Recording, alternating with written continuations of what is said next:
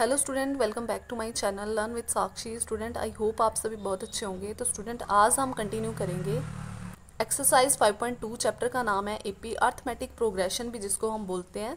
तो कर लेते हैं इसका क्वेश्चन नंबर 14। क्वेश्चन नंबर 14 क्या दे रखा है स्टूडेंट हमारे पास? Same as number question number 13 की तरह ये क्वेश्चन है हमारे पास। How many multiples of 4 lies between 10 and 250? बोल रहा है कि बताओ 10 से लेके 250 तक कितने ऐसे मल्टीपल हैं 4 के हैं जो 10 और 250 के बीच में लाई करते हैं। तो आई होप आपको समझ आ गया कि इन्होंने पूछा क्या हुआ है हमारे पास। ठीक है, 4 के मल्टीपल बताने हैं कितने हैं जो इन दोनों टर्म्स के बीच में लाई करते हो। तो सबसे पहले स्टूडेंट हमें बनानी है एपी। सबसे पहला 4 का मल्टीपल लिखना है जो इसके बीच में आए, और सबसे फिर लास्ट वाली टर्म लिखनी है, और फिर हम एपी तो ईजी से बना सकते हैं स्टूडेंट। एपी बनाने के बाद हमें बताना है कि ऐसे कितने नंबर है जो इन दोनों के बीच में लाई करते हैं। ठीक है, तो एपी बना लेते हैं स्टूडेंट। सबसे पहले स्टूडेंट आपको पता है 4 के मल्टीपल्स होते क्या है। जो 10 के बाद 4 के मल्टीपल आएंगे ना वो लिखने हैं। ठीक है, 4 2 ज़ा तो 8 होता है, 4 3 ज़ा कितना होता है 12 होता है। अब 12 क्या 10 से बाद आता है ना, तो हम किसको चूज़ करेंगे? 12 को चूज़ करेंगे। 8 को चूज़ नहीं कर सकते, वो तो पहले रह गया। मुझे 10 के बाद वाले चाहिए 4 के मल्टीपल। पहला मल्टीपल कितना आ गया हमारे पास? 12 आ गया। फिर सेकंड टर्म लिखनी है, तो मुझे अब पता चल गया कि 4 का मल्टीपल है, इसका मतलब गैप भी कितना होगा 4 का होगा। या फिर आप 4 का मल्टीपल नेक्स्ट वाला भी लिख सकते हो, जैसे 4 4 ज़ा 16। उसके बाद 4 का नेक्स्ट मल्टीपल 4 5 ज़ा 20। तो हमारी एपी की टर्म्स आ रही हैं हमारे पास, जैसे 16, नेक्स्ट टर्म होगी 20, अप टू सोन। अब यहाँ पे last term of the AP find करनी है। वो कैसे फाइंड करेंगे हम? ये जो हमारे पास 250 है ना, हम इसको डिवाइड करेंगे किससे? 4 से। 4 से डिवाइड करेंगे, चेक करेंगे क्या ये 4 से पूरी तरह से डिवाइड होता है या नहीं होता है। तो 4 से डिवाइड करेंगे स्टूडेंट इसको, तो 4 6 ज़ा 24, कैरी आ गया, 1 आ गया यहाँ पे, और 0 एज इट इज़ आ गई। यहाँ पे 4 2 ज़ा 8, कितना एक्स्ट्रा बच रहा है? 2 एक्स्ट्रा बच रहा है रिमाइंडर। तो यहाँ पे 2 एक्स्ट्रा है स्टूडेंट हमारे पास। इसका मतलब ये जो एक्स्ट्रा है ना, ये हमें क्या करना है? इसमें से माइनस करना है। तो जो माइनस करके हमारे पास आएगा ना, वो हमारी एपी की लास्ट टर्म होगी। तो कैसे निकाल रहे हैं हम लास्ट टर्म? लास्ट टर्म क्या होगी हमारी? ये जो 250 है ना, इसमें से माइनस कर देंगे 2 रिमाइंडर को, तो हमारे पास आ जाएगा 248। ये जो 248 है ना, ये हमारी क्या होगी? Last term of this AP, जो कि 4 का मल्टीपल है। तो लास्ट टर्म हमारे पास आ गई है, ये क्या है हमारे पास? 4 का मल्टीपल होगी। आप चेक भी कर सकते हो, ठीक है, डिवाइड करके। तो यहाँ तक मैंने आपको क्लियर कर दिया।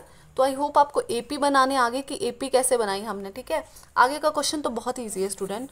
तो हमारे पास एपी बन गई है। अब स्टूडेंट ये क्या होती है? पहली टर्म A1 से डिनोट करते हैं, दूसरी को A2 से, और लास्ट टर्म को AN से डिनोट करते हैं। इतनी सी बात क्लियर है। हमें बताना है, जैसे ये है पहली टर्म, ये दूसरी है, ये थर्ड है। ठीक है, इसी तरह से टर्म्स चल रही हैं। टोटल कितनी टर्म्स है जो 4 से मल्टीपल हो जाएगी? अब जो मैंने टर्म्स लिखी हैं ये सारी 4 की मल्टीपल है। तो ये हमारी लास्ट टर्म है जो 4 की मल्टीपल है। अगर मुझे इसकी पोजीशन पता चल जाए ये कौन से नंबर पे है, तो हम बोलेंगे टोटल इतनी टर्म्स है। ठीक है, जैसे ये पहली है तो ये कौन से नंबर वाली टर्म है, तो मुझे यहाँ पे n फाइंड करना है, इसकी पोजीशन फाइंड करनी है। Question clear? करेंगे सॉल्व। गिवन, अब हमें पता चल गया एपी से पहली टर्म लिखो कितनी है? 12 है। डी कितना है? कॉमन डिफरेंस कितना है? 16 माइनस 12। सेकेंड टर्म में से पहली वाली माइनस करेंगे, 4 आ गया। और ए एन कितना है हमारा? Last term of this AP क्या है? 248 आ गया। एन क्या करना है हमने? फाइंड करना है। बस फॉर्मूला हमें पता है क्या? A N is equals to A plus N minus 1 into D. इस फॉर्मूला का यूज़ करेंगे और सॉल्व कर लेंगे। ए एन कितना है हमारा? 248 है। ए कितना है हमारा? 12 है। प्लस का साइन आएगा, n minus 1 as it is. D कितना है हमारा? 4 है। वैल्यूज पुट कर ली। अब 248 में से क्या कर लेंगे? माइनस कर लेंगे 12, क्योंकि यहाँ पे ये प्लस का है, इस साइड आएगा तो माइनस का 12 हो गया। इज इक्वल्स टू यहाँ पे क्या बचा? n माइनस 1 इंटू 4 हो गया। 8 में से 2 जाएगा तो 6 आ जाएगा, 4 में से 1 जाएगा तो 3 आ जाएगा, और 2 एज इट इज़ आ जाएगा। 236 आ गया। n minus 1 into 4 as it is. मुझे n की वैल्यू निकालनी है। 4 यहाँ पे मल्टीप्लाई में है, दूसरी साइड जाएगा तो डिवाइड करेगा। 236 के डिवाइड में आ गया 4 is equals to n minus 1। इतना सा क्लियर हो गया। 4 1 ज़ा 4, 4 5 ज़ा 20, 3 कैरी, एंड 4 9 ज़ा 36। इसका मतलब हमारे पास ये पूरा का पूरा डिवाइड हो रहा है, और कितना आ गया डिवाइड करके? 59 is equals to n minus 1। N की वैल्यू निकालनी है, -1 है यहाँ पे, दूसरी साइड जाएगा तो प्लस का 1 हो जाएगा, तो n यहाँ पे माइनस का था, दूसरी साइड गया तो प्लस का हो गया, तो यहाँ पे आ गया 59 + 1 इज इक्वल्स टू n। अब स्टूडेंट यहाँ पे कितना आ गया हमारे पास 60 इज इक्वल्स टू n। जो 60 वैल्यू आई है ना n की, हमें पता चल गया कि इस एपी में टोटल ऐसी कितनी टर्म्स हैं। इस एपी की जो लास्ट टर्म है इसकी पोजीशन कितनी है, 60th पोजीशन है, ठीक है। तो इसका मतलब इसमें ऐसी 60 टर्म होंगी 10 और 250 के बीच में, जो कि 4 की मल्टीपल होंगी। तो यहाँ पे आ गया हमारे पास 60 ऐसे नंबर हैं या 60 ऐसी टर्म्स हैं जो 4 की मल्टीपल हैं। तो यहाँ पे यही हमारा आंसर है, यही हमसे पूछा हुआ था। तो यहाँ पे हम लिख देंगे 60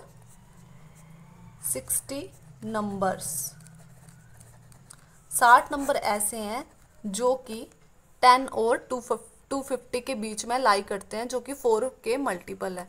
तो स्टूडेंट, अगर क्वेश्चन आपको अच्छे से क्लियर हो गया और सोल्यूशन भी अच्छे से क्लियर हो गया तो वीडियो को लाइक करके जनाना, चैनल को सब्सक्राइब कर लें।